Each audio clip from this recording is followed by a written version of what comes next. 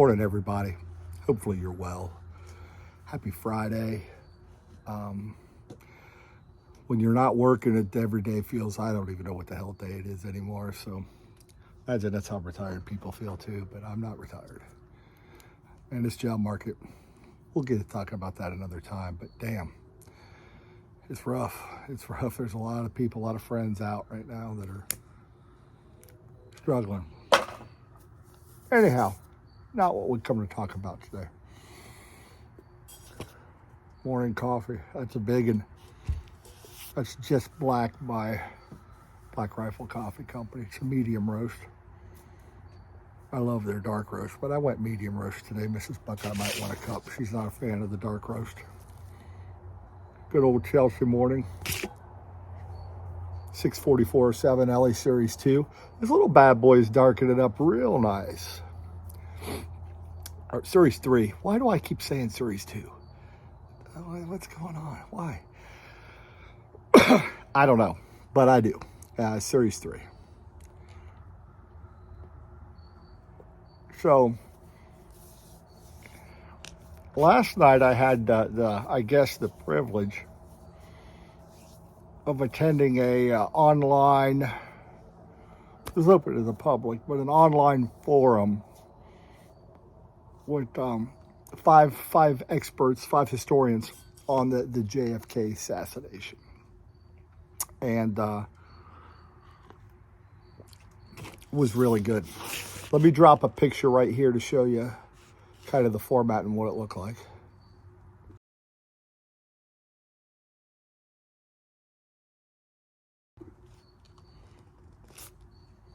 So it was an online streaming thing, and it was put on by the Mob Museum out of Las Vegas, Nevada.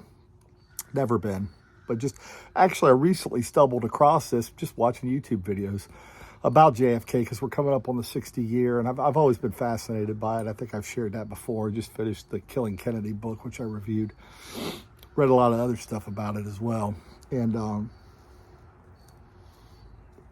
I stumbled across that. I said, "Holy cow, that's Thursday." So I found it on Tuesday. So went ahead and went last night from 9 to 11.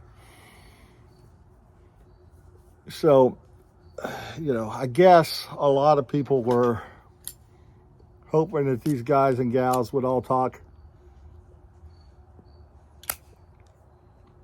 heavy conspiracy, and that they would all be conspiracy theorists. Not a one.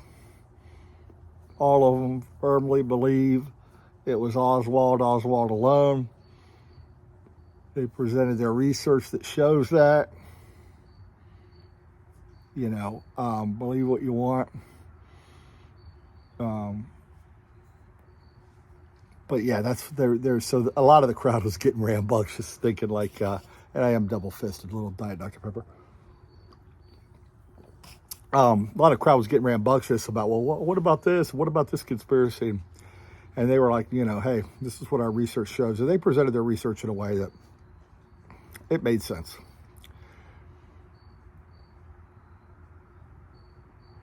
I'm still reserving the right, but for a while now, from all I've read, I do believe probably it was Oswald. Cops get a little bit better. I don't know, squirrel. But I do believe it was him. Now, what did he act alone? Okay, we don't know about that. But a couple points last night that I thought were really good. Gus Russo, one of the authors there, brought up a point, and his point was this was probably the first world event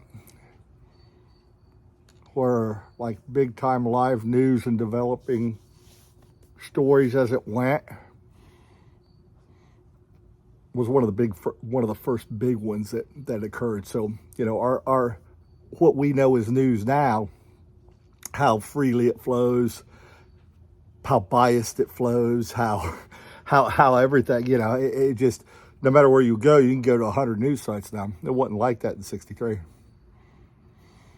So his contention was there was a lot of misinformation, and that's what led to some conspiracy theorists is, well, this guy said this guy said that. And his contention is it's not because it wasn't intentional to mislead or be a conspiracy. Rather, it was, hey, media was just all over the place and trying to figure this thing out as they went, and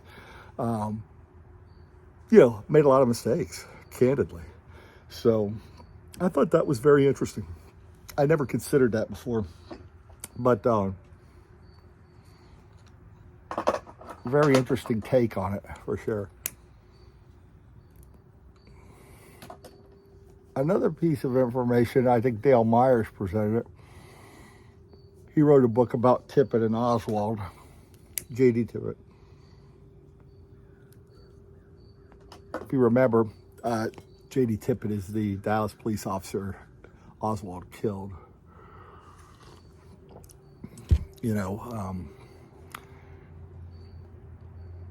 One thing I always thought suspicious was, how is J.D.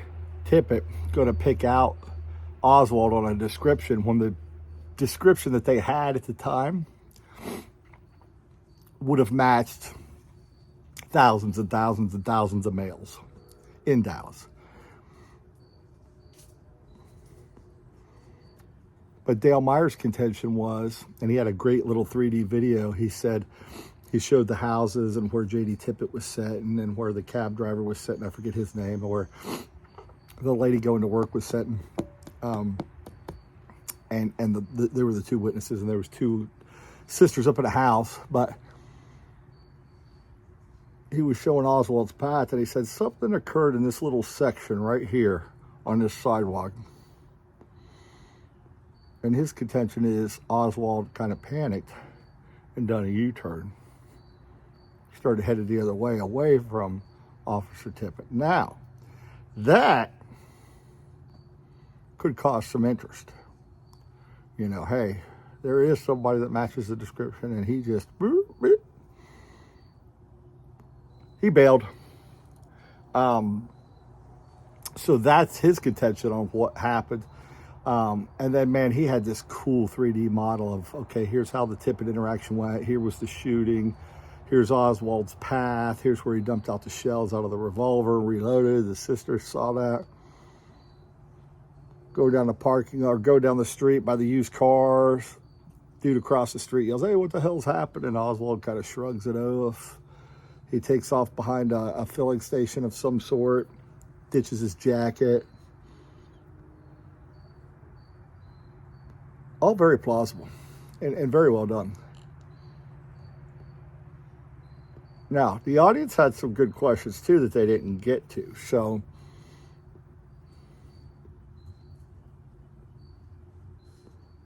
when you think about it, when Oswald went into the theater, the ticket taker had her back to him and was looking out across the way. A guy down here it was some kind of shoe store, I forget the name, had seen Oswald kind of look suspicious, go down the sidewalk, and he saw him go behind the ticket person and go into the theater. And since he was the business next door, he went down and said, hey, did that guy buy a ticket? And the lady said, no, he didn't. So that's what prompted them to call the police. Now, here was the question. Why did the police show up in such mass force? They showed up with multiple cars, multiple police officers.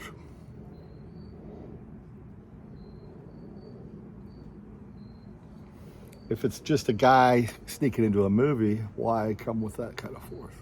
I thought that was a fair question. One they didn't answer.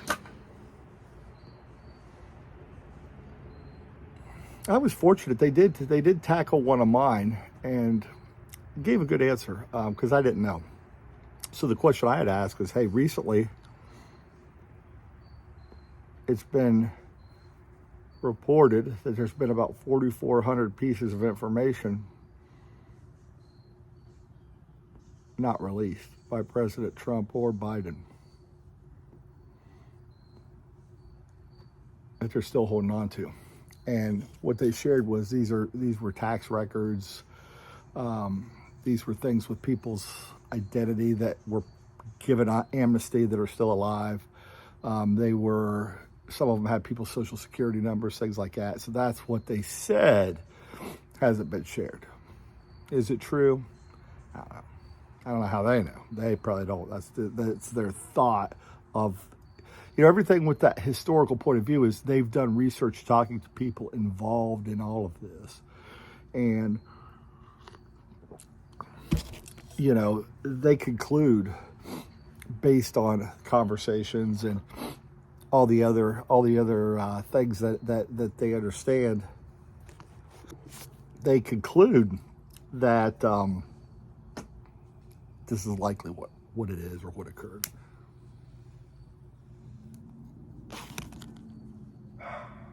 But it was fun. It was fun. It was fun listening to all these conspiracies, all these wild thoughts.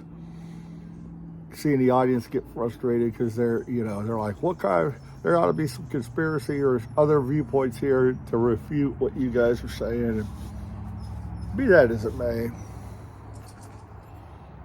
I still thought it was very well done. I thought they did a nice job. And I thought they presented a lot of good facts. Now, again,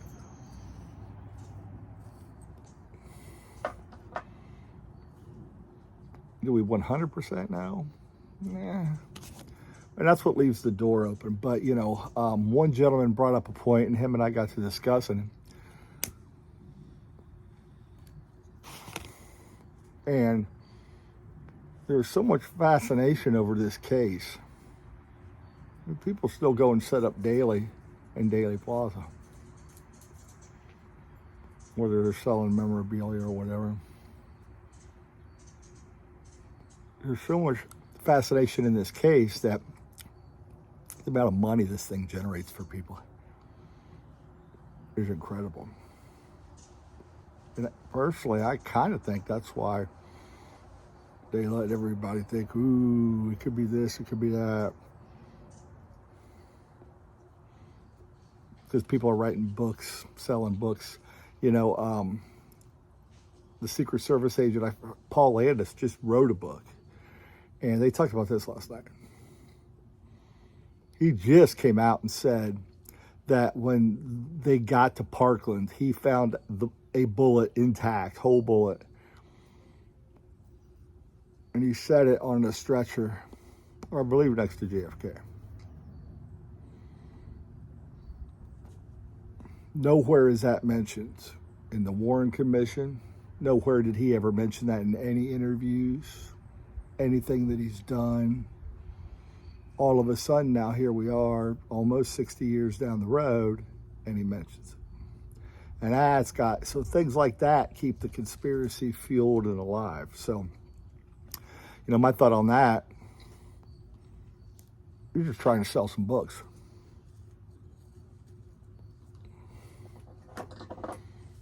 And people will gobble that up. So, one guy said, hey, maybe he was older and just doesn't really know what he's saying. I gave a counter argument. I said, perhaps he's older and he's not scared to speak up anymore. I mean, you can't discount that. You have to at least examine it. I don't know.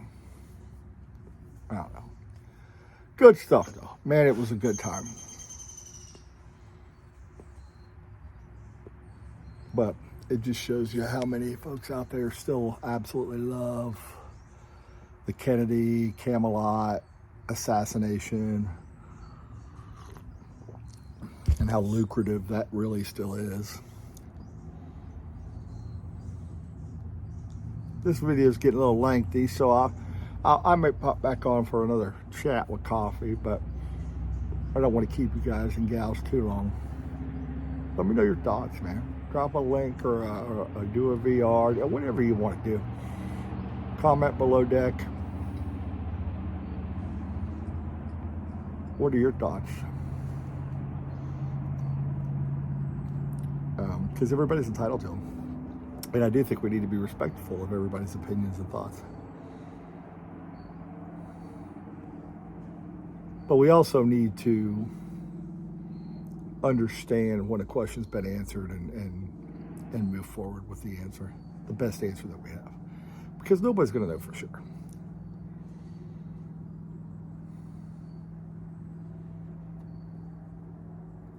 Oswald's not alive to answer any questions. Ruby's not alive to answer any questions. Obviously, Kennedy's not alive to answer any questions.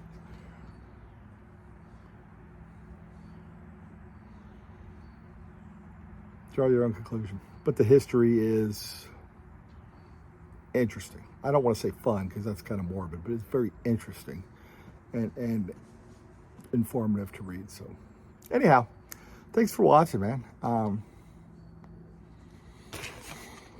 Do something good today. Do something for yourself. Have a pipe. Have a cup of Joe. Me and Mrs. Buckeye are going to work out in the garage for a little bit. That's about it. Y'all have a great day. Cold and flu season. You know what that means. Wash your damn hands. See you next time, everybody.